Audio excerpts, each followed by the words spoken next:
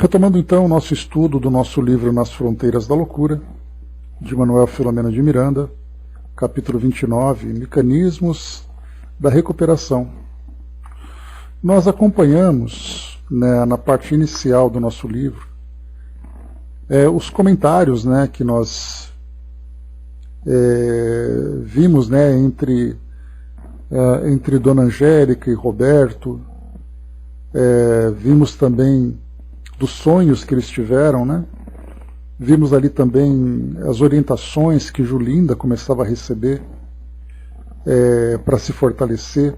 Dona Cibele, que era amiga espírita, que tinha feito a sugestão para que Dona Angélica fizesse as preces para Dr. Bezerra de Menezes, pedindo ajuda para Julinda, que se encontrava naquela condição tão grave, com tentativa de suicídio, inclusive, internada que ela se encontrava, mas ao mesmo tempo envolvida também com muitas, por energias muito densas, muito dolorosas. Então, nesse primeiro trecho nós acompanhamos essa surpresa, essas descobertas, as lembranças do sonho que elas vivenciavam. Julinda, por sua vez, começava a se recuperar, se fortalecendo, se sentindo bastante otimista pelo tratamento, e o Dr. Alberto, uma nova personagem que surge para nós, que é aquele psiquiatra que, conforme foi apresentado aqui pelo Dr. Bezerra de Menezes, ele era um grande estudioso dos processos de influências espirituais, como nós vimos, Então, ele entrava agora nessa relação, trazendo uma contribuição valiosa para o tratamento. Ele estudava, inclusive, foi comentado pelo Dr. Bezerra, aquele livro 30 anos entre os mortos, de Dr. Carl Wickland, que falava sobre influências espirituais e processos obsessivos também. E o Dr. Alberto, então, trazia ali a sua contribuição profissional para ajudá-la. E aí foi colocado aqui para nós, ele dizendo que iremos diminuir-lhe a dose da medicação e confio que estará bem disposta muito antes do que prevíamos. Isso porque ela começava agora, não apenas pelos estímulos que ela recebia, mas também pela própria ausência agora de Ricardo, que era obsessor, que ele foi encaminhado para a preparação para uma nova reencarnação como o primeiro filho dela, lembrando que o segundo filho seria exatamente ali o Alfredo, aquele ex-escravo, irmão de Ricardo na última encarnação, como sendo ali um filho que trazia uma deficiência que seria ali tratado com todos, nesse espírito de amor que começava então a aflorar entre eles. Ela se mostrava também bastante otimista para essa nova jornada, E aqui então, saindo agora do foco de Julinda na parte material, na parte física, aqui da nossa história, vamos agora para o lado espiritual. Foi colocado para nós, Os prognósticos de ambos os lados da questão eram favoráveis. A psicosfera no apartamento ainda era desagradável, como fácil de compreender-se. Então aqui a gente vai lembrar, que foi nesse ponto que nós paramos, nós vamos lembrar aqui que fluidicamente um ambiente que é impregnado por essas energias que são bastante densas, por esses fluidos, é uma situação que nós não conseguimos visualizar dentro da realidade. Nós procuramos ali estimular a nossa imaginação para imaginar, por exemplo, um ar denso, tóxico, no ambiente. Nós imaginamos os fluidos impregnados nas paredes, nos móveis de um determinado ambiente, como resultado dessa presença tão dolorosa, dessa presença negativa, provocando esse desequilíbrio no ambiente. Então isso afeta os presentes e além da própria presença de espíritos obsessores, influenciando mentalmente todos os membros daquela família. Então, bom dia Marli, bom dia Andréa.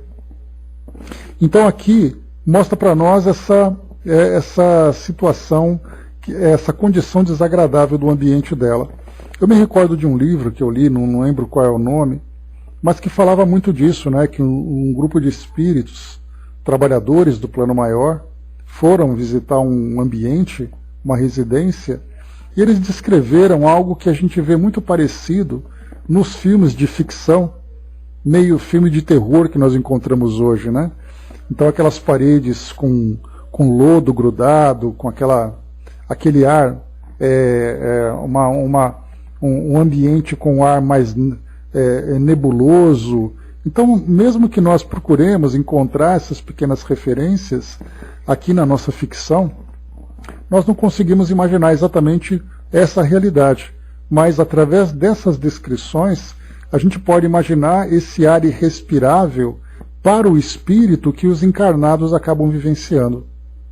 E aqui, exatamente nesse ponto que foi colocado aqui pelo Dr. Bezerra, que ele começa então a fazer esse tratamento não apenas das pessoas, mas também um tratamento do ambiente, né, por técnicas que nós desconhecemos, que não compreendemos, mas são técnicas necessárias para fazer com que aquele ambiente se torne harmonioso, né, retomando a harmonia que foi perdida através do processo de obsessão.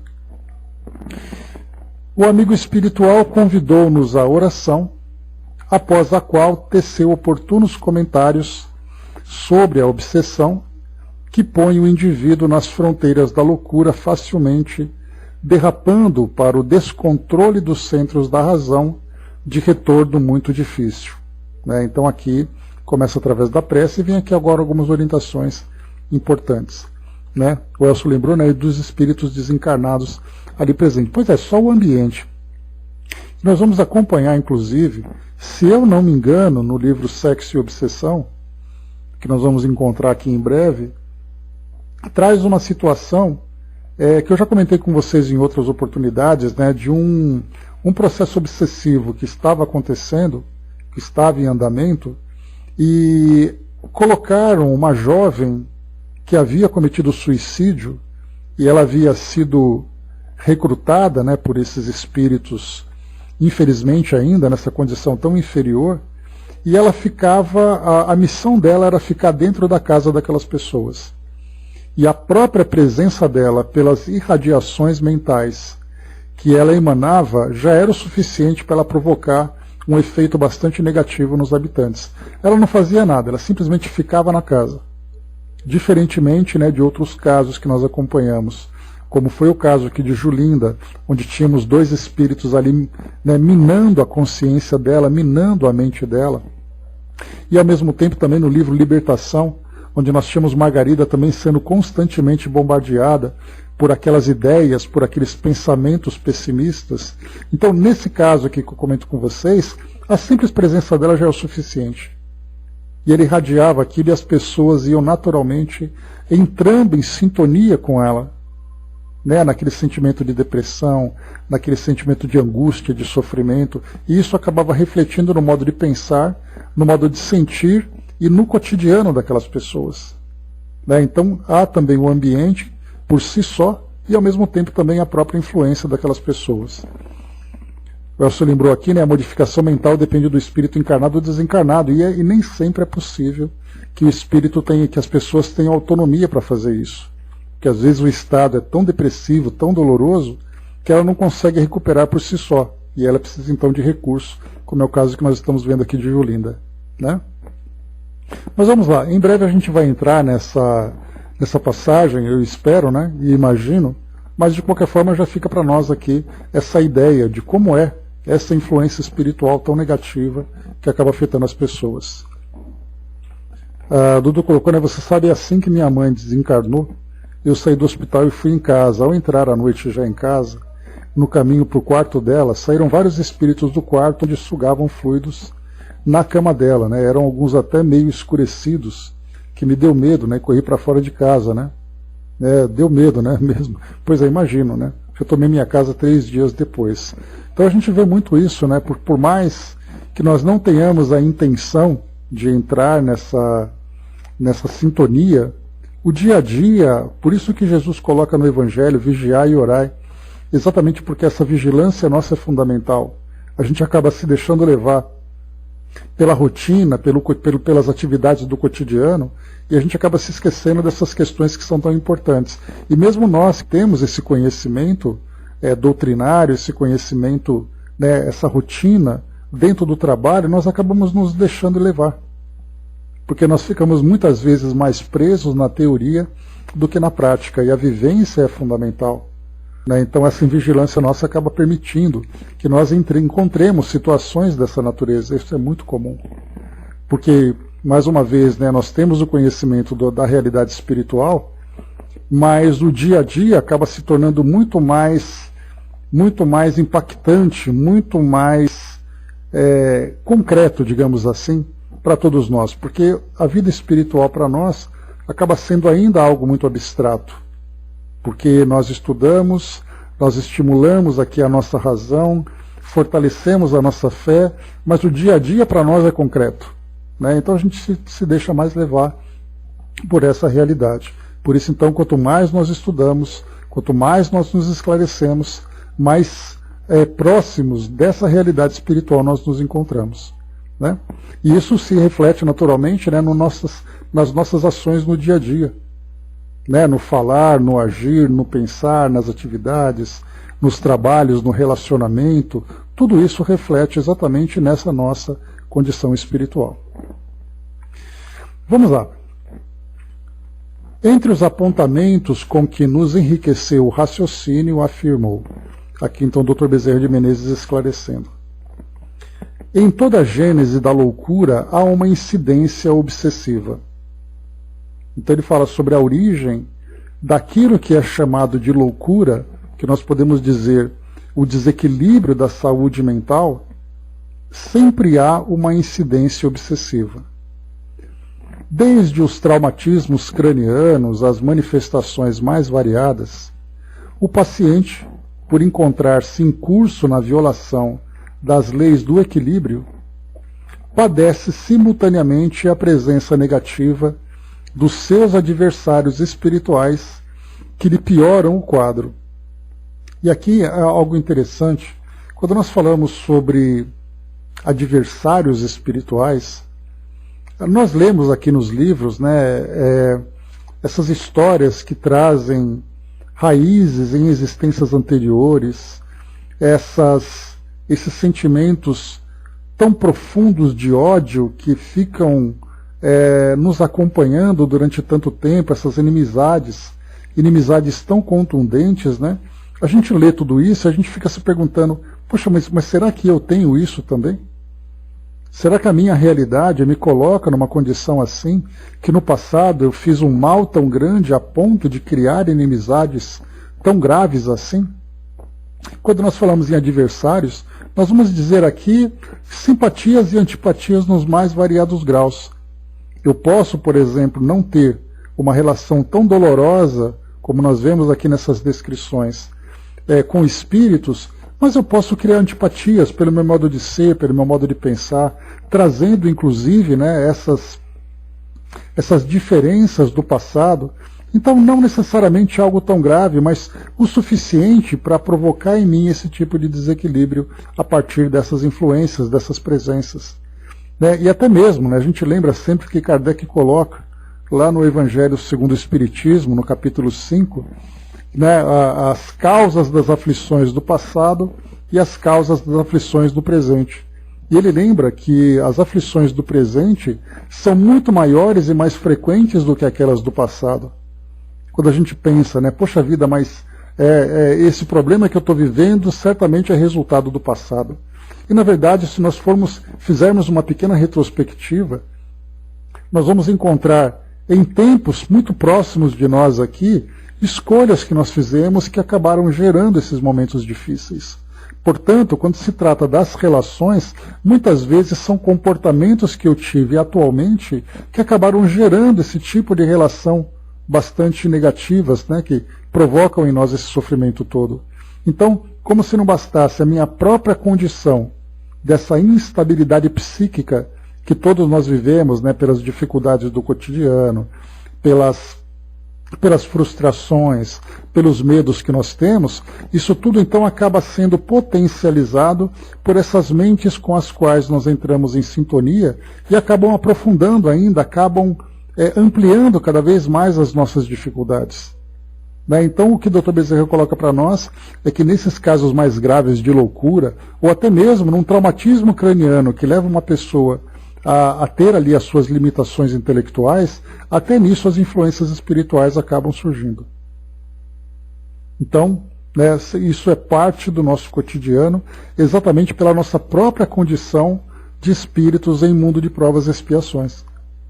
Porque estarmos no mundo de provas e expiações mostra exatamente que nós temos ainda muita coisa para aprender, muita coisa para resolver, para acertar. E isso se dá não apenas com relação ao desequilíbrio perante as leis de causa, as leis divinas, mas também com relação aos nossos próprios relacionamentos com outros indivíduos, sejam eles encarnados ou desencarnados. Né? Então isso é muito mais frequente do que nós imaginamos. Elcio lembrou ali, né, o medo, né? Os medos formam, né, uma barreira psicológica, né? De fato, a gente acaba criando essas barreiras mesmo. André lembrou, né, se pensarmos que temos milhares de anos e nesses séculos tivemos muitos períodos, né, que podemos chamar infernais, quem disse que não éramos os juízes e carrascos ou vingadores do passado, né?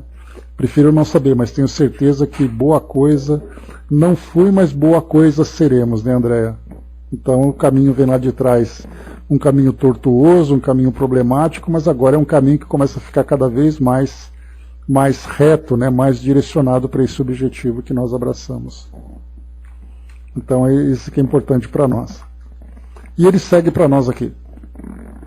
Estamos, é isso aí, cada vez mais, todos nós, né? Estando em desarranjo por essa ou por aquela razão, endógena ou exógena, né? Seja por motivos internos, né, que nós mesmos criamos, ou por essas influências que nós sofremos, encarnados ou desencarnados, os implementos cerebrais mais fácil se torna a cobrança infeliz pelos desafetos violentos que aturdem o espírito que se não pode comunicar com o exterior, mais desequilibrando os complexos e delicados mecanismos da mente. Nas obsessões, todavia, o descontrole da aparelhagem mental advém como consequência da demorada ação do agente perturbador, cuja interferência psíquica no hospedeiro termina por produzir danos reparáveis a princípio e difíceis de recomposição ao longo do tempo. Então ele vai colocando para nós que no caso das obsessões, que são essas influências que nós recebemos, a presença constante, e quando nós falamos em presença constante, pensemos num pensamento, bom, isso é fácil da gente poder imaginar. Imagina uma relação de pessoas, numa relação familiar, numa relação social, uma relação de trabalho, em que todos os dias aquelas pessoas estão próximas e aquela situação vem bombardeando a nossa mente. Em que você, por exemplo, um indivíduo vai para o trabalho, ele sofre aquele assédio moral naquele ambiente de trabalho, beleza, vai lá, naquele ambiente de trabalho, né, aquele clima doloroso, insuportável, a gente vê quantas pessoas entram em licença de saúde por causa do desequilíbrio que acaba sofrendo, dentro de uma relação familiar, entre casais, entre familiares, entre amigos, ou nem tão amigos, né? Se fossem amigos seria diferente, mas nas convivências de um modo geral. Então aquela situação constante que vai vivendo um dia, uma semana, um mês, um ano, 5 anos, o tempo todo, quem que aguenta, né, suportar esse tipo de pressão? Então o que coloca para nós aqui o Dr. Bezerra? Então, nesse caso das relações, nesse exemplo que a gente coloca, imaginemos no aspecto espiritual, um espírito que não é apenas naqueles horários, mas é constantemente ali bombardeando nossas mentes com essas ideias perturbadoras. Por isso ele coloca mais uma vez, nas obsessões, o descontrole da aparelhagem mental advém como consequência da demorada ação do agente perturbador, cuja interferência psíquica no hospedeiro termina por produzir danos reparáveis a princípio, mas difíceis de recomposição ao longo do tempo, Por isso nós temos ali esses recursos, né, que chegam para nós, como por exemplo, o caso de uma reencarnação que pode ser considerada como terapêutica, né, nessa reencarnação em que o espírito vem apenas para se reequilibrar. Não existe nada de muito elaborado na sua reencarnação, a não ser aquele momento de, muitas vezes, até um certo repouso, um certo distanciamento do ambiente e daquela faixa mental onde ele se encontra preso, apenas para que ele possa se reequilibrar. Então isso é que a obsessão provoca. E ele segue. Processos obsessivos existem, como na possessão, em que o enfermo passa a sofrer a intercorrência da loucura conforme os estudos clássicos da psiquiatria. Aqui no caso, a saúde mental afetada com muito mais impacto, levando o indivíduo a esse grave desequilíbrio que vem como consequência da obsessão, que a psiquiatria hoje estuda como, né, um distúrbio mental. Seja, porém, em qual incidência estagie o doente, não nos esqueçamos de que este é um espírito enfermo, porque enquadrado nos códigos da reparação dos débitos, com as matrizes psíquicas que facilitam o acoplamento da mente perseguidora, esteja em sanidade mental, seja levado à obsessão ou em patologia de alienação outra, piorando-lhe o estado. Então, o próprio espírito já traz na sua mente os desequilíbrios do passado que ele próprio gerou. Mais uma vez, culpas, medos, transtornos e tudo mais. E essa condição mental dele já é o suficiente para criar aqueles plugs que acabam depois recebendo essas influências que vêm alimentar cada vez mais esse mesmo estado e inserindo ainda novas ideias em virtude da relação antipática que ele criou. Como é que está o som, pessoal, por gentileza? Só dá um ok para mim, por favor. Ok, obrigado. A ação psicoterápica da doutrina espírita, aliada às modernas técnicas de cura, contribuirá decisivamente para a mudança do quadro mental da humanidade. Nesse tempo de entrosamento das terapias médicas, do espírito e do corpo, que não tardará, o doente mental já não sofrerá os eletrochoques desordenados, nem as substâncias e barbitúricos violentos, com toda a série de sequelas que por enquanto produzem. À medida que o homem avance nas conquistas morais, diminuir-lhe-ão as provações e expiações mais pungentes, ainda em vigência na Terra, enriquecida de tecnologia, porém carente de amor e equilíbrio emocional. Então, antes de continuarmos, 2 pontos importantes. Primeiro, as próprias formas de tratamentos que nós temos hoje, que começam a aliar o tratamento médico, que entra ali no caso as medicações e outros tratamentos, e mais aqueles tratamentos mais holísticos, aqueles tratamentos que visam muito mais o aspecto individual do indivíduo, trabalhando ali os seus sentimentos, as suas emoções, as suas condutas, os seus hábitos, aliados às medicações. Então, cada vez mais nós encontramos essas que, de uma forma inicialmente pejorativa, eram chamadas de terapias alternativas. Hoje já são valorizadas, sendo chamadas de terapias complementares. Porque isso, então, começa a tocar o indivíduo. E a própria medicina tradicional já começa também a se tornar mais humanizada, em que o médico não vê o indivíduo como uma doença, mas vê o indivíduo como uma pessoa que acaba sofrendo pela doença que o acomete. Então aqui ele fala primeiro desse ponto, saindo então, especialmente nesse campo da saúde mental, em que hoje nós temos diversas terapias que se tornam ali, novos caminhos, se tornam alternativas para fazer com que o indivíduo, a própria medicina, as próprias práticas médicas, acabem saindo dessas terapias ainda tão antiquadas, que provocam muito mais dores do que soluções. Trazem ali efeitos colaterais muito mais problemáticos para o indivíduo. E depois aqui também, à medida em que nós vamos, enquanto humanidade, vamos mudando as nossas ideias nesse processo de evolução moral, as próprias provas e expiações, a gente tem falado muito nisso nos nossos estudos, a própria intensidade das provas e expiações vão se modificando. Porque é uma matemática simples, né? É uma relação direta que existe entre a terapia que a reencarnação proporciona para nós em função dos erros que nós praticamos. Erros graves, respostas graves, escolhas equivocadas que trazem muito sofrimento. Temos ali novas formas de trabalharmos esses débitos, esses desequilíbrios, também com muito esforço e com muito sofrimento. Mas a partir do momento em que nós vamos mudando as nossas atitudes, vai fazendo com que sim, os erros continuem acontecendo. Porque nós estamos numa faixa de aprendizado, mas são erros mais leves. E, portanto, as consequências também chegam mais leves. Por isso ele fala para nós que a nossa Terra, o nosso planeta, embora ainda tão enriquecido com tecnologia, com todas essas novidades que nós vamos encontrando, ainda é muito carente em relação ao amor e equilíbrio emocional.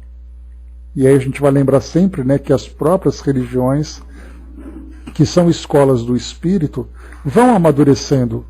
A gente lembra que a doutrina espírita vai trazer a sua contribuição, mas a gente lembra que as demais escolas do espírito também vão contribuir para esse processo.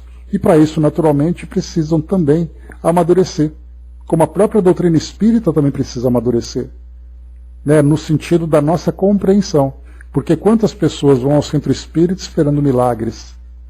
Quantas pessoas vão às igrejas e aos templos esperando que milagres aconteçam? Então, quando começarem a trabalhar as pessoas, o esclarecimento, o fortalecimento, aí nós veremos o resultado disso no dia a dia das pessoas. E, consequentemente, provas e expiações também vão surgindo. Pois é, literalmente, na teoria e na prática. Então, na verdade, é tudo resultado de esforço e trabalho que nós vamos empreendendo. Em ato contínuo, o mentor movimentou energias, dissolvendo as cargas condensadas negativas, a fim de que o ambiente ficasse respirável psiquicamente, amenizando a situação de Julinda. Então, olha só, dissolvendo as cargas condensadas negativas. Essas cargas condensadas significam exatamente esses fluidos que se mostram agora impregnando todo o ambiente. Falei para vocês daqueles lodos, daquela gosma impregnada nas paredes, no ambiente todo, Isso é a condensação dessas cargas negativas. Claro que a gente traz aqui somente uma ilustração, para a gente ter mais ou menos uma ideia do que é isso. Mas aqui então, através dessa movimentação de energias, o Dr. Bezerra então começou a fazer esse trabalho de purificação daquele ambiente. Para que a própria Julinda, que era o quarto onde ela ficava internada, para que ela fosse também beneficiada pelo ambiente onde ela se encontrava. A André colocou nevão e depois que milagre acontece, somem, daí a algum tempo reaparecem pedindo novo milagre. É difícil o entendimento, por isso que o amadurecimento é importante. Por isso que o amadurecimento ele é fundamental, para que nós entendamos exatamente as nossas responsabilidades, entendamos a necessidade de transformação, os valores que precisam se desenvolver com mais efetividade, e não apenas assim, eu quero continuar assim, mas eu não quero que os problemas continuem. Os problemas são consequências das escolhas que nós fazemos. O Elcio lembrou do Evangelho, e aqui a Andréa lembrou do nosso elo, o Evangelho no Lar Online, todos os dias nos períodos graves. Então, na verdade, o Evangelho se torna uma terapia para todos, indivíduos e grupos. Seguindo para nós, vamos lá. Então, feito esse trabalho de fluidoterapia, ou de uma prática fluídica dentro do ambiente onde ela se encontrava, no quarto dela, o Dr. Bezerra então começou a fazer esse trabalho. Logo depois, Juvencio convidou os 2 vigilantes de Elvídio que era o líder daquele grupo de obsessores, a uma conversação amena, elucidando que ali agora se instalava outro comando e passando a exercer o controle da situação a partir daquele momento. Porque as entidades temessem o chefe, preferiram notificá-lo, afastando-se incontinente. Com rapidez, o servidor das trevas compareceu com assessores e um séquito de perturbadores delinquentes em atitude ameaçadora. O Dr. Bezerra os recebeu com doçura, sem demonstrar qualquer ressentimento ou temor e sem minudenciar explicações quanto ao paradeiro de Ricardo, dizendo simplesmente que o mesmo mudara de planos e de comportamento, havendo sido encaminhado à recuperação moral e espiritual que se lhe fazia indispensável. A irradiação do trabalhador de Jesus, serena como afetuosa, mais irritou o chefete e sua súcia, que sem delongas entre apupos e impropérios se retiraram tão barulhentos quanto chegaram. Então já tiveram um comportamento assim. Quando Ricardo então tinha chamado o Elvídio, e mais um grupo de trabalhadores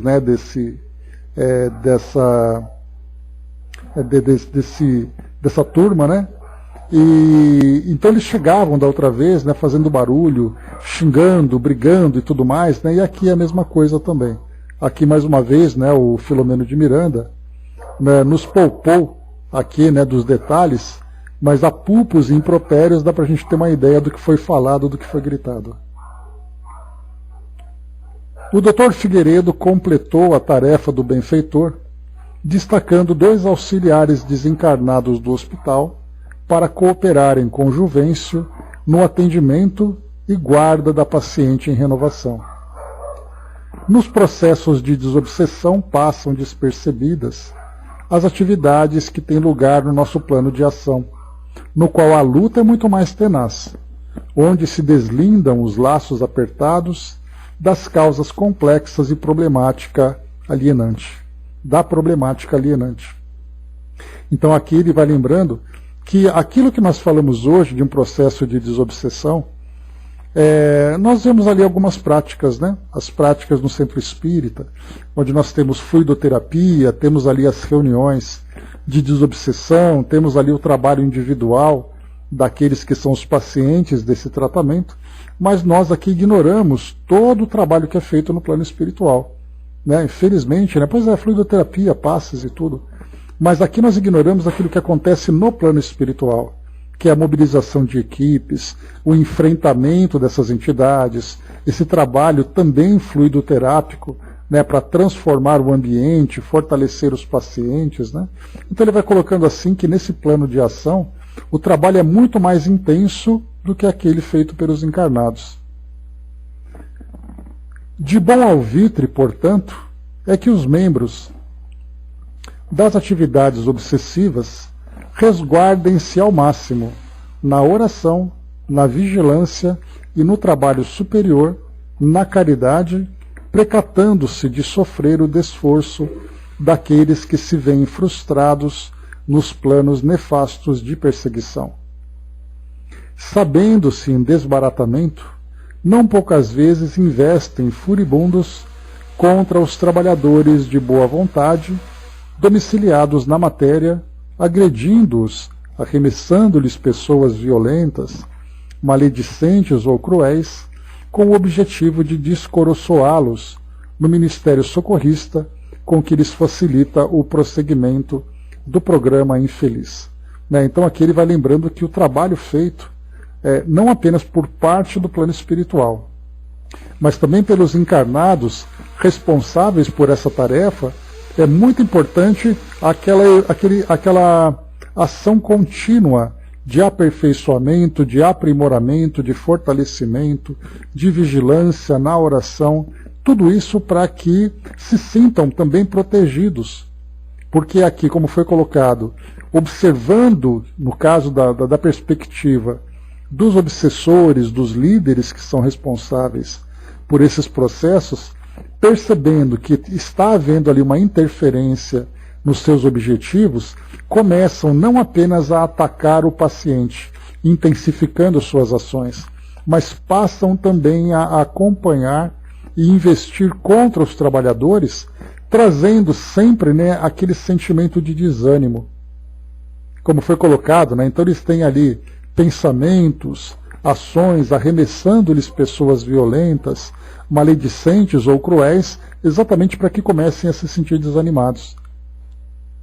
Então pensando, olha, não estou bem, não consigo mais fazer esse trabalho e tudo mais, e começa então a encontrar ali, né, outros desvios para a tarefa que vem sendo desenvolvida. Vendo-se impossibilitados de impedir a ação benfazeja dos numes tutelares, recorrem a projetos escabrosos, desanimadores e prejudiciais, a fim de crucificarem os operários da caridade no mundo. De uma coerente e contínua sintonia entre os cooperadores encarnados e os bons espíritos, mental e moralmente, decorrem os resultados favoráveis da terapia anti-obsessiva, abrindo canais de saúde e paz com vistas ao futuro de todos. Aqui um termo utilizado que é muito interessante, anti-obsessiva. Porque nós temos uma diferença que podemos considerar entre aquilo que é desobsessivo e aquilo que é anti-obsessivo. O desobsessivo é exatamente ali, né, o trabalho de interromper, de promover um tratamento diante de uma obsessão ocorrente. O anti-obsessivo é o trabalho preventivo. Né? Então os trabalhadores do plano espiritual, juntamente com os trabalhadores do plano físico, há necessidade que se estabeleça essa corrente mental e moral para fazer com que o trabalho alcance o seu objetivo. Então essa vigilância por parte dos trabalhadores é de fundamental importância, porque o assédio é contínuo, especialmente dependendo ali da forma, né, ou das situações vivenciadas por esses pacientes. Nesse sentido, diz aqui o Filomeno, a prece é um dos mais eficientes recursos de que todos podemos dispor em face da ação dissolvente sobre as correntes negativas que envolvem o paciente, auxiliando-o na libertação dos fluidos que lhe são impostos pela força telepática e pela atuação contínua do adversário. Então aqui a prece é como ali o principal preventivo, e não apenas como objeto de fé. E é isso que a doutrina espírita procura nos proporcionar. É o entendimento de que essa relação mental entre nós encarnados e o mundo espiritual, que vai trazer para nós toda a proteção, todo o entendimento, a prece não é mais uma prática mecânica, uma prática ritualística dentro de uma religião, mas ela é uma ação fundamental para estabelecer essa sintonia entre os dois planos. E ele continua com a prece. Gerando vibrações de alto teor, a oração modifica a paisagem psicofísica não somente de quem padece a alienação obsessiva, quanto do agente causador, a longo prazo, despertando-o para realidades novas, a que se recusam submeter, caso a transformação não lhes ocorra antes, em razão de outros fatores terapêuticos. E mesmo nesse caso, ela constitui eficaz mecanismo de libertação, por diminuir as cargas tóxicas que são geradas pela mente em desequilíbrio e de imediato reabsorvidas num processo vicioso. Quando a prece é exercida num círculo ou grupo de criaturas afeiçoadas ao bem, mais expressivos são os seus efeitos na assistência mediúnica aos que sofrem, beneficiando igualmente aqueles que mergulham nas suas correntes alternadas de alta frequência, exteriorizando-se como emissões de luz que atingem o fulcro a que se dirigem, fortalecendo o dínamo gerador que as disparam. Né? André Luiz já falava sobre esse dínamo, né? motor que gera essa energia na nossa mente. Afirmava Tiago na sua Epístola Universal, conforme consta no capítulo 5, versículo 16. Orai uns pelos outros, a fim de que sareis, porque a prece da alma justa muito pode com os seus efeitos. Então aqui traz nessa explicação que o Dr. Bezerra fala para nós então sobre, o Dr. Bezerra e o Filomeno falam para nós aqui sobre o processo de obsessão, a forma como ele acontece, que nós já estudamos em outras obras, e também aqui quais são os recursos que nós temos à disposição para não apenas desfazer aquele processo em andamento, mas também prevenir que processos aconteçam, principalmente aqueles que atuam nessa área de combate às obsessões. Avançando, capítulo 30, Reencontro Feliz. Vamos voltar então agora, saindo do plano espiritual e voltando para o plano físico. Então, capítulo 30, penúltimo capítulo do nosso livro. Dr. Alberto cumpriu o que prometera a Julinda, entrando em contato telefônico com Roberto, dando-lhes as alvíceras sobre o seu estado de franca renovação e liberando-a para ser visitada, comportamento esse que lhe seria muito útil. No capítulo anterior nós vimos que Dona Angélica e Roberto, a mãe e o esposo, já estavam se planejando para fazer uma visita para Julinda. E aqui agora o Dr. Alberto, então o psiquiatra, já entrava em contato com a família, sugerindo que essa visita fosse feita, como parte até mesmo dessa terapia que eles estavam ali aplicando a Julinda. Como o esposo já houvesse programado com a sogra ir ao hospital, confirmou-se para o sábado à tarde a estada dos dois naquela casa de saúde, havendo o gentil psiquiatra anuído em também comparecer, pois desejava acompanhar as reações da paciente naquele momento de convivência familiar. A hora e dia aprazados, os familiares foram ao encontro da querida enferma, com insopitável ansiedade, anelando por encontrá-la bem disposta. Então assim, ela, pelo fato dela ter passado um tempo considerável internada, e nessa condição tão grave, era muito natural que a família, indo ao encontro dela naquela visita, alimentasse essa expectativa toda. Para quem já teve pacientes assim, familiares, amigos hospitalizados durante muito tempo, ao fazer uma visita a gente se pergunta, como é que será que ele vai estar? A aparência, o comportamento, o próprio processo de tratamento em si. Então ali tudo fica naquela grande expectativa. Sem a presença psíquica de Ricardo, nem a psicosfera enfermiça, que era mantida pelos partidários de Ovídio, o seu quarto era confortador. Renovara-se mentalmente, passando a cuidar da aparência. Ante os estímulos de Palmira, a enfermeira afetuosa e alimentando-se melhor. Aqui mostrava também no capítulo anterior que ela rejeitava a comida, ela não aceitava, por indisposição, por rebeldia, muitas vezes também, que era resultado do desequilíbrio que ela estava vivenciando. Depois do início desse tratamento, ela já começou a aceitar, com muito mais apetite e interesse, o café da manhã, o almoço, e isso era um resultado muito favorável. A fim de cooperar com o programa de recuperação da ex-obsessa, o Dr. Bezerra convidou-nos para participar da entrevista familiar, o que nos ensejava a aprendizagem abençoada pelo interesse que nos movia no acompanhamento do drama da jovem senhora e seus afeiçoados.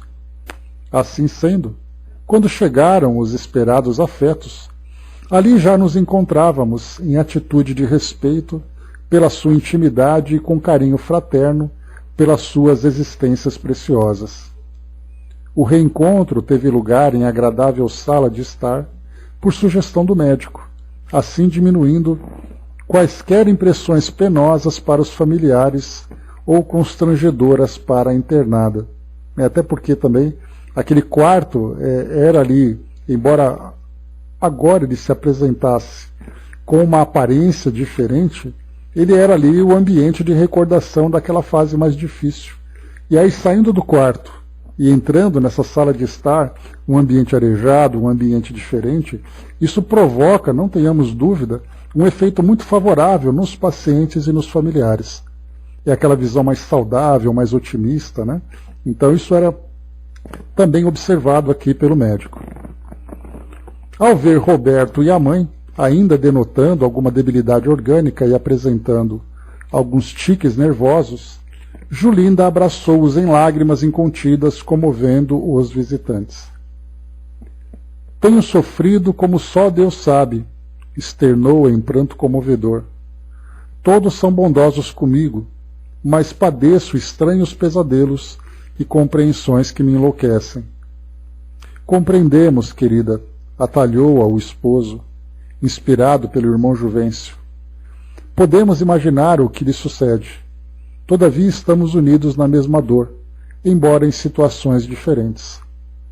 Nós outros participamos, solidários do seu calvário, que nos dará também libertação.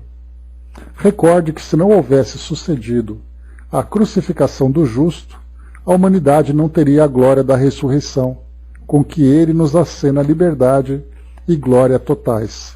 Aqui, claro, como eu sempre lembro, a gente tem aqui uma conversa que traz para nós um vocabulário mais rebuscado, uma conversa que parece ser um pouco mais formal, mas deixemos a nossa imaginação fluir e vejamos esse mesmo contexto numa conversa muito mais espontânea, muito mais afetiva por parte das nossas personagens. A palavra oportuna do esposo acalmou-a, facultando ao médico um comentário feito com muita propriedade. A lamentação, aduziu Jovial, é portadora de miasmas que deprimem a pessoa e intoxicam o ambiente, mantendo-o em área de pessimismo. Otimismo, alegria, esperança de dias melhores são também psicoterapias oportunas em qualquer problema e muito especialmente na faixa do comportamento mental. Então aqui é bem interessante essa orientação dele, porque ele fala para nós, toda conversação que traz otimismo, alegria e esperança, sempre é para nós uma oportunidade de renovação. E nesse caso, não apenas dentro do ambiente hospitalar, como nós estamos vendo aqui agora. Muitas vezes os familiares vão visitar ali os seus entes queridos, adoecidos, em situações às vezes um pouco problemáticas ou muito problemáticas, e sempre fica aquele assunto doloroso de lamentação.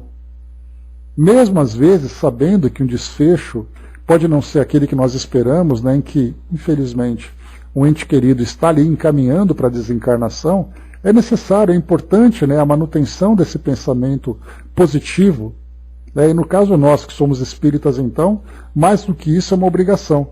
Até porque nós sabemos ali que o encaminhamento daquela pessoa é um processo de transição para um ambiente diferente, para uma nova fase de vida diferente.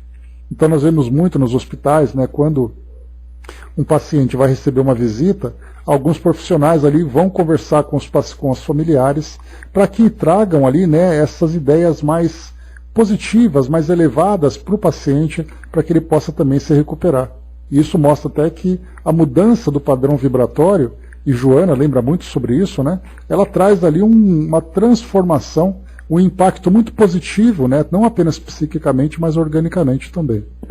Então, sempre, pensamentos otimistas, onde quer que nós estejamos, seja no ambiente hospitalar, seja ali mesmo no velório, ou seja no nosso dia a dia, dentro de casa, dentro das nossas rodas de conversa. E vamos lá. Por isso que as religiões preconizam a confiança e a coragem, o perdão e a fé, a humildade e a paciência, logrando êxito com os seus fiéis. Sem dúvida, essas técnicas de ação moral, ou virtudes, como se as queiram chamar, são excelentes processos de preservação do equilíbrio emocional. Sabe-se hoje, aqui só lembrando, quando se fala sobre isso, não é apenas também as conversas, até mesmo tudo aquilo que nós consumimos em termos de ideias. Programas de televisão, ambientes que nós frequentamos, leituras que nós fazemos, Então, nós estamos ali alimentando o nosso banco de dados com informações e com ideias que vão estabelecer um padrão mental para todos nós. Nós encontramos hoje, infelizmente, na mídia de um modo geral, não apenas na ficção, mas muito mais na realidade, esses programas que nós vamos consumindo, carregando a nossa mente com esse sentimento de medo, de angústia, de depressão, vendo ali uma triste realidade do nosso mundo.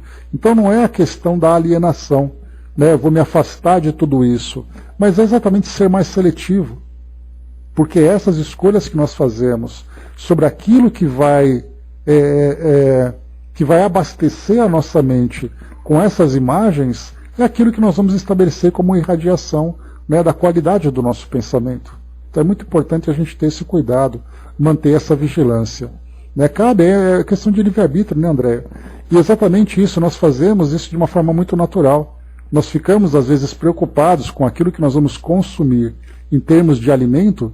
Eu não posso comer isso porque isso me faz mal, mas eu assisto a um programa que me faz mal e eu não dou conta. Então nós estamos muito acostumados com aquilo que é material.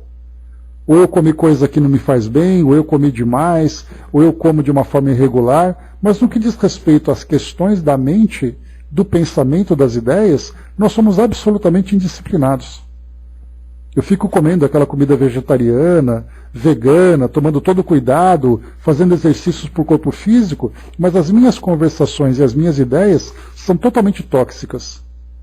Então precisamos ter essa visão realmente mais ampla da nossa condição. Somos espíritos que usamos um corpo.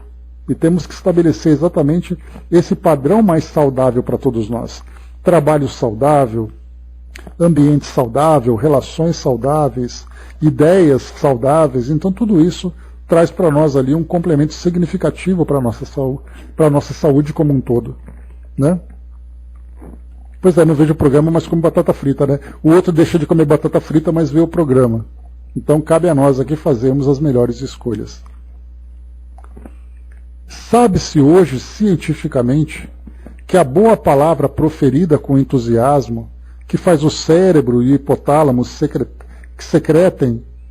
que o cérebro e o hipotálamo secretem uma substância denominada endorfina, que atua na medula e bloqueia a dor, tal como ocorre na acupuntura. Assim, ouvir e falar de forma positiva, sorrir com natural e justa alegria, fazem muito bem a todas as pessoas. A carranca na face e o amargor contumazes denotam desconforto interior, desajuste emocional. Não sabia que o doutor é religioso, interferiu a senhora Angélica. E não sou, esclareceu delicadamente. Mas sou, se considerarmos que para ser religioso é necessário estar vinculado a alguma confissão de fé, a alguma igreja. No estudo da psiquiatria, lembrando que o Dr. Alberto era aquele médico que estudava sobre as questões do espírito também, No estudo da psiquiatria, desde os tempos de acadêmico, vi-me induzido a reformular os conceitos de fé que havia trazido da infância e da juventude. Apurei, porém, mais reflexões sobre Deus, a vida e seus intrincados mistérios, que, afinal, nada mais são do que desconhecimento das leis que regem o equilíbrio geral e mantêm a ordem. O inusitado, tido por sobrenatural, o ignorado, posto como miraculoso, não passam de acontecimentos explicáveis numa mecânica não necessariamente física, sujeita aos impositivos materiais. Afinal, tudo é energia em diferente estado de apresentação. Do mesmo modo, nem toda matéria pode ser tida como igual, variando na tecedura e contexto graças à aglutinação de moléculas que lhe constituem a aparência. Assim, o pensamento é força que estrutura e modela formas, interferindo em áreas muito mais amplas da vida. Mas não sou eu quem está sendo visitado. Não os pretendo desviar do objetivo desse agradável encontro. As pessoas sorriram e passaram a conversação mais amena, abordando questões de interesse familiar e afetivo.